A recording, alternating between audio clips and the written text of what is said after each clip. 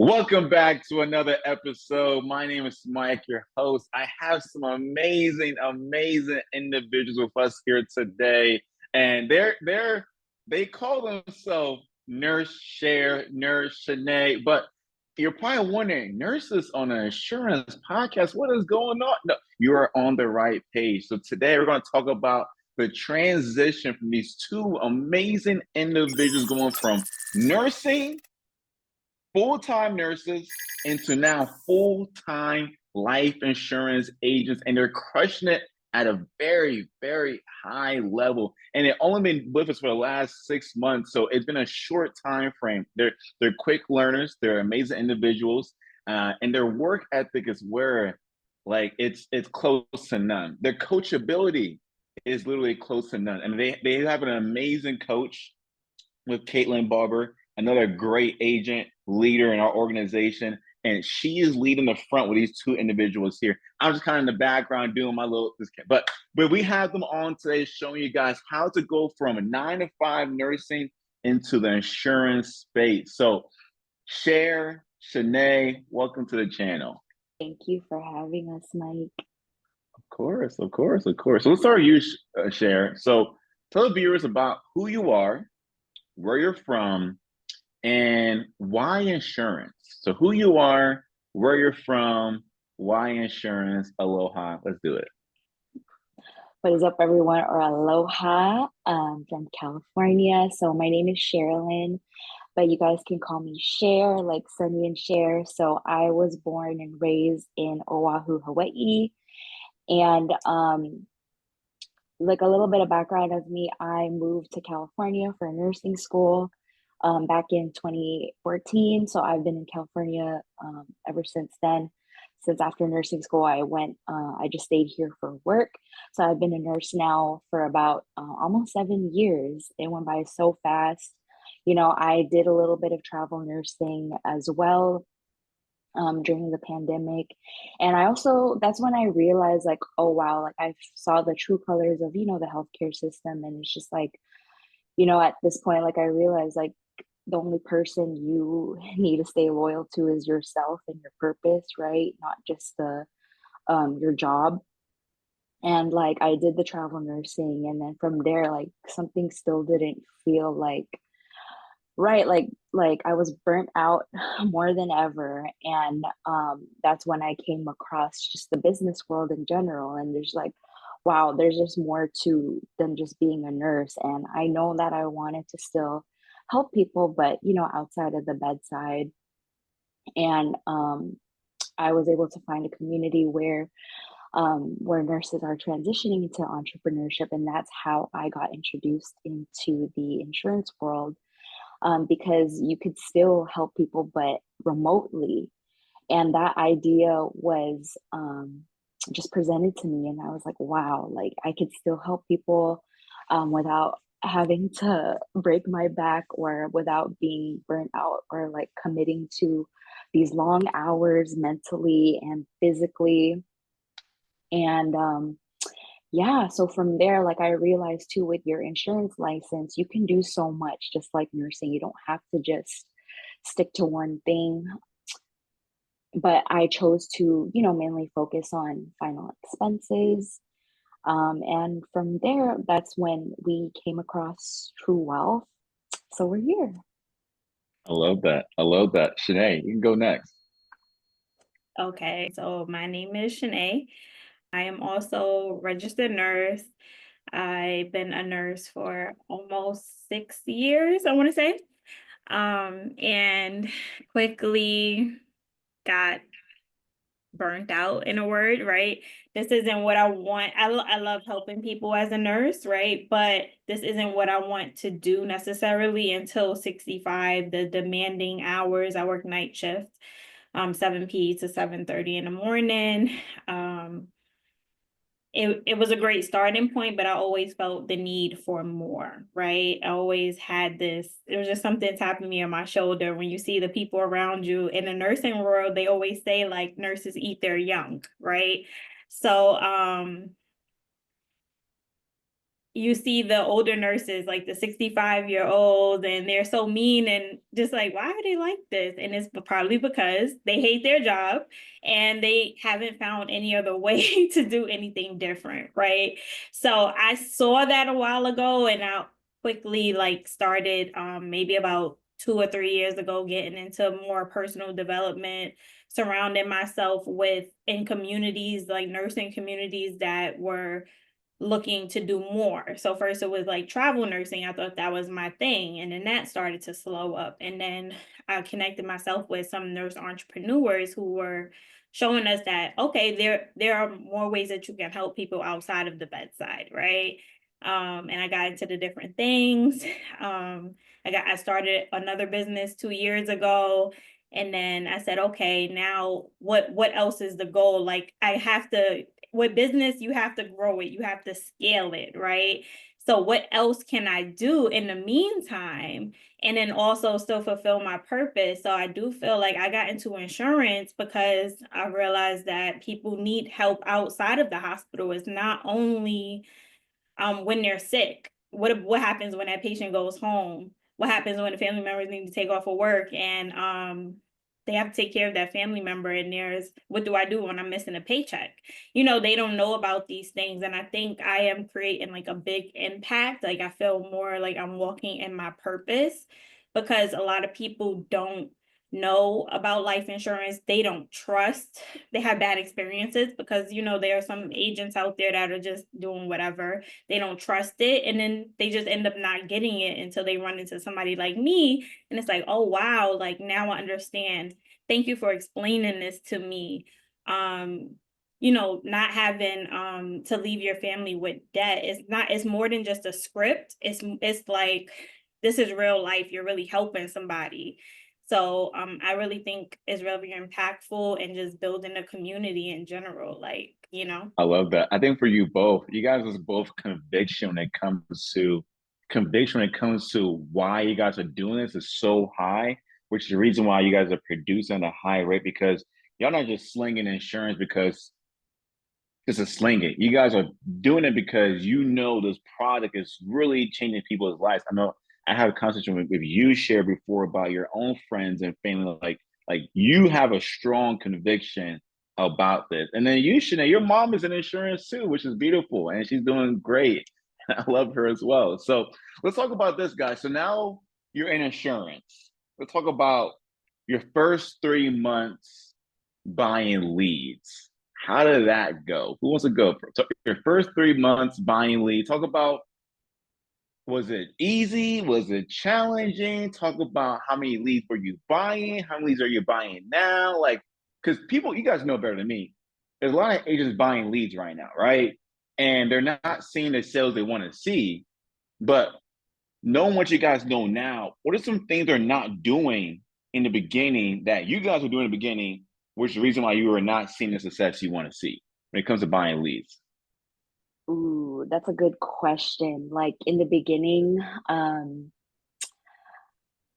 I was so iffy about it at first. It's like, man, I have to spend this much to buy leads. And the first 3 months were, of course, we're starting out still. So of course, like, I think the main important thing when starting out is just getting the reps in and just getting your presentations in, not necessarily, the result or like getting or, having the client get a policy, but it was more of like, okay, like learn your presentation.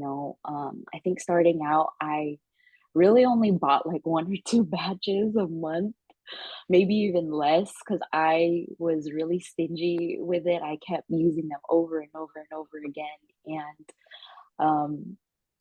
and people just weren't answering. So it's like, how can you even get better if you can't get anyone on the phone?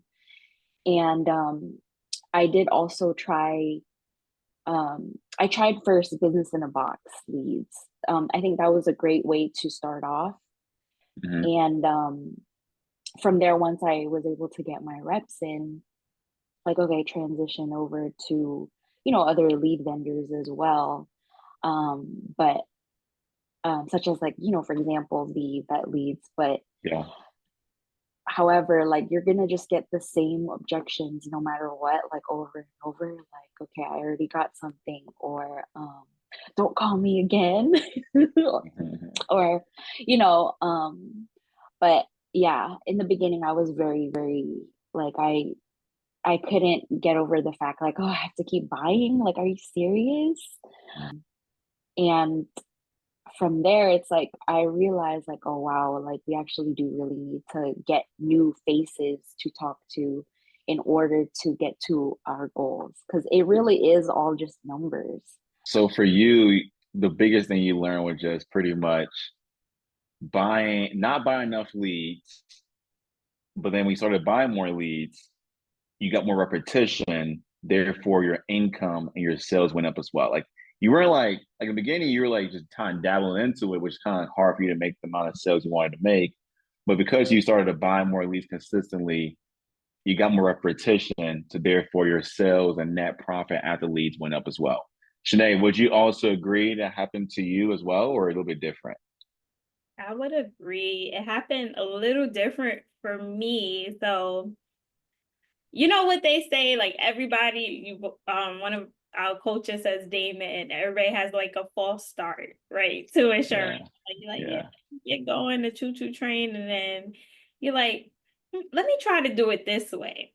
Your Hmm. coaches, the people who are having success, they are telling you what to do word for word. But I'm like, yeah, I see that lead cost. I'm like, I was trying to do my own thing. We just spoke about this last night, Mike, right? Hmm.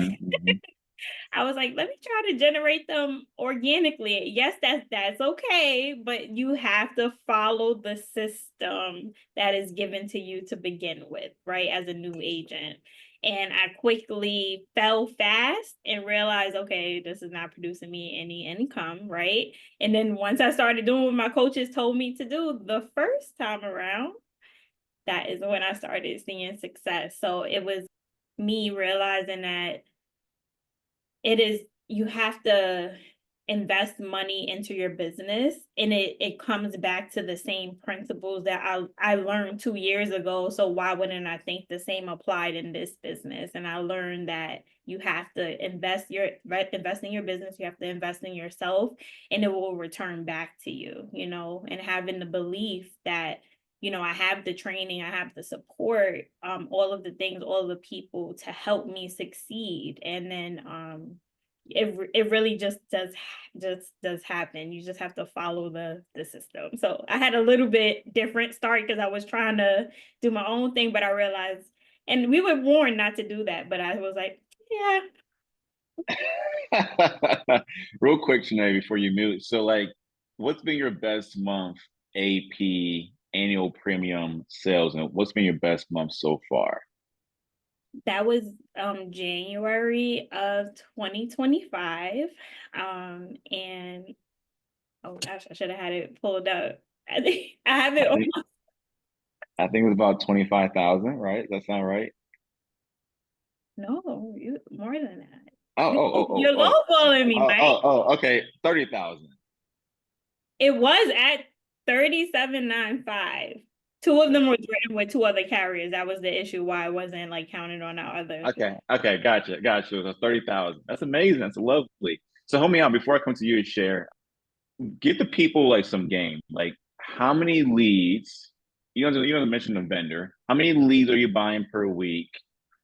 How many like what's like your routine when it comes like dialing and what days you're dialing? Like your morning routine, mindset tips. So leads per week, routine, and then what's like some things that you do in your script that sets you apart? So leads per week, routine daily or per week, and then what's the things in your script that kind of sets you apart from other agents? My leads per week. Um per week about like 60 to 70 because Mhm. I buy higher intent leads. Now, as Mike will, you know, as people learn, there are different types of leads, right?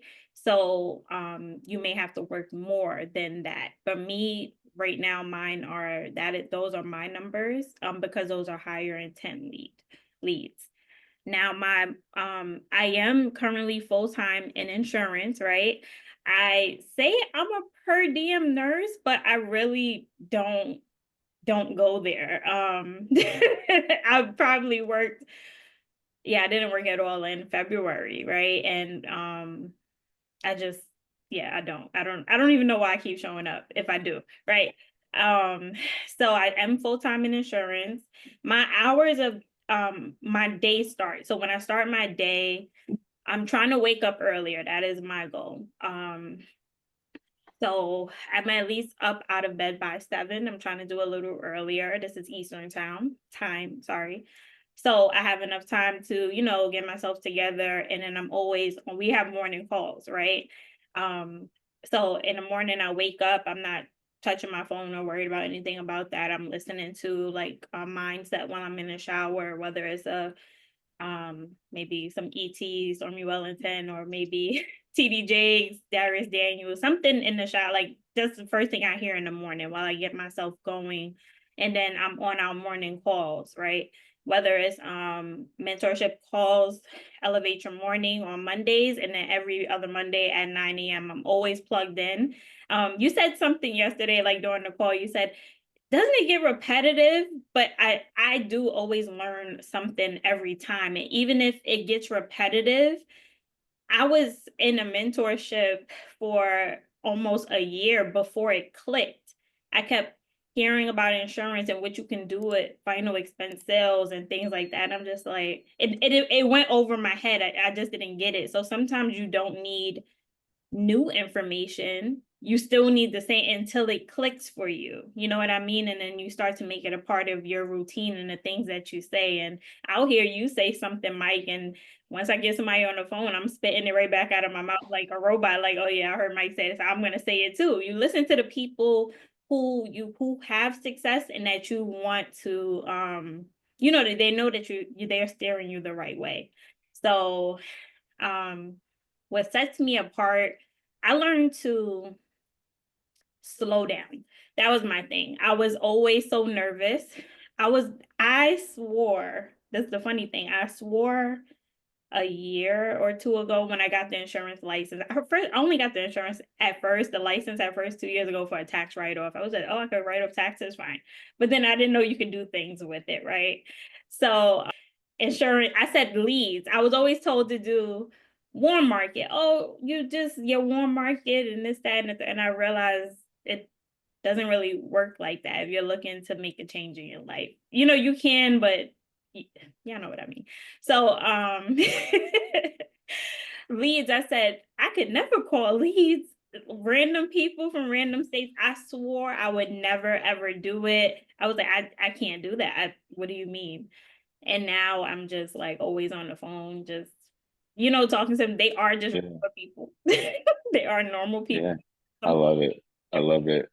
I think before this call even started, you're like, "Hey, Mike, let's get this call going so I get back to dialing my leads." No, I love that. Like I said, you have a great coach. I know you're working with Damon. You're also working with Caitlin Barber, and she's played a huge factor into your success. So I don't want to make sure that it's not just me. It's a whole village here. We have here with the team, and it's just so happy to see you grow as a leader here.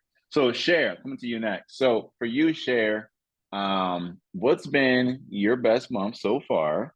And then also for you, Cher, how many leads are you buying per week? And then also, what's your routine? And then also, what's one thing in your script that kind of sets you apart from other agents? So far my best month was also January of 2025. I did a little bit over 25,000. Ooh, Um, wee. That was a good month for both and of you guys. it was honestly. So, leads per week. So this is what I do. So I start off with 20. So I buy 20 first because I noticed a pattern. Like, okay, I've noticed that every other lead batch that I would get, I would close. And then when I would go back to the previous batch, then I would close that one. So I would start off with 20, like I buy like on Sunday or Monday and work them until Wednesday, Wednesday or Thursday, and then from there, from Thursday on to the weekend, I would buy another batch of 20, and it would work out. And then like the following week, I would jump back to the previous batches. Of course, I would buy a new batch, but then I would also hop back again to the previous batches, and then that's how I would be able to get someone. It's just a matter of getting them at the right time. But again, it all goes back to the concept of, okay, you need to have, or you need to contact or be on the phone with new faces, um, pretty much every week. So I would say, yeah, around 40 to 50 um, new leads per week. Love that. And then routine wise, so because I'm in California, so I'm in the West Coast, our meetings start at 6 a.m. So I would be at least up by 5:30 or 5:45 at the latest, so that way we could be ready for the calls, like the breakfast calls. And going off of what Shanae said, I completely agree. Like, even if like you guys do say the same things over and over, we need that repetition though. Like, we need to keep hearing the same thing. It's just more of like reinforcement.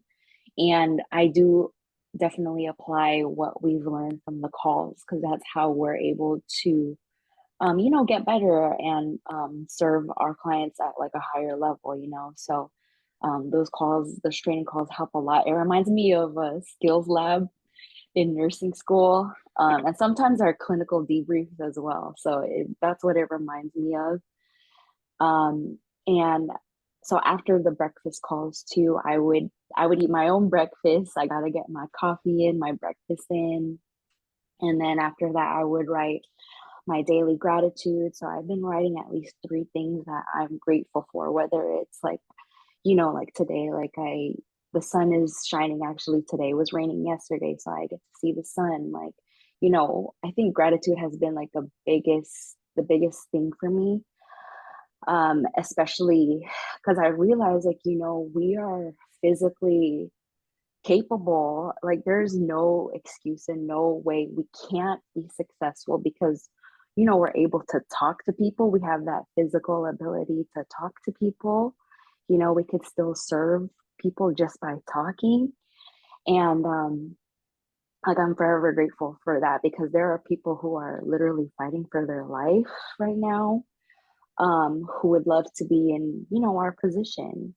And so daily gratitudes is one of my biggest things. I definitely also listen to it's like something motivating. Like Shanae said, like ET, like, sometimes we gotta have people yelling in our ear, or just, I know sometimes Damon, one of our coaches, he also sends in voice notes. So I listen to that as well to kind of get me going for the morning, or even just like daily mantras that I just listen to in the beginning before I dial. Like, I don't hop on dials until I do all those things. And then like that's when I go into it. And then like I have a couple of sessions. So like I have a morning session. So for my morning session, at latest I'll start by 9:30 at the latest to dial, or 10. And then from 10 to like maybe 12:30, like I'll dial, and then I give myself an hour to eat lunch and then get back to it. Like, I have an afternoon session and then evening session where I can catch all like the California people. So at latest I'll be on at about like 7:30, 8 p.m. my time. But yeah, routine wise, that's what happens. So that's like from Monday to Friday, and then every Saturday night. Yes, I still do work as a nurse. Like, I work pretty much every Saturday nights from 7 p.m. to 7:30 a.m. And then I go back to insurance mode again.